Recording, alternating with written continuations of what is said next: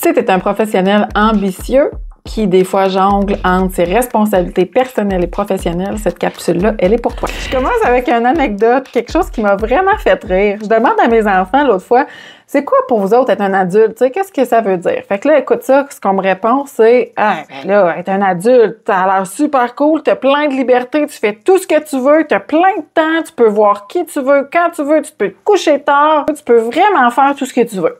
Ça, c'était leur vision de la chose. On s'entend, là, mes enfants sont jeunes primaires, là. Fait que ça m'a fait rire, évidemment, parce que je me disais, oh, pas sûr, moi, que si je faisais un petit sondage des adultes autour de moi, pas sûr que je trouve beaucoup de candidats qui me décrivent que c'est ça, la vie d'adulte, hein? Tu sais, notre expérience d'adulte, en fait, on la voit aussi à travers ses responsabilités puis à travers les engagements qu'on a. Je fais l'exercice juste pour le fun, je demande à mon conjoint, toi, c'est quoi ta vision d'être un enfant? Tu sais, qu'est-ce que tu décrirais? Ah, ben il me semble que l'enfance, c'est l'innocence. Là, tu joues, tu fais tes journées, tu te casses pas trop la tête, t'as du fun, t'as beaucoup de liberté.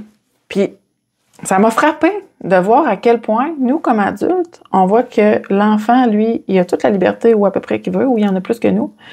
Puis l'enfant, lui, voit que c'est nous qui l'a la liberté. Il dit, ah, c'est drôle, hein? C'est comme si, finalement, ce qu'on est en train peut-être de voir, tu sais, puis c'est pas scientifique, là, tu sais, c'est juste un partage de réflexion, c'est que, peu importe, adulte, enfant, finalement, t'en as des contraintes. Tout le monde en a des contraintes. Tout le monde. Ce qui est surtout intéressant, c'est que quand les enfants disent ce que c'est être un adulte, ce qu'ils nous disent, c'est qu'on peut bien faire tout ce qu'on veut.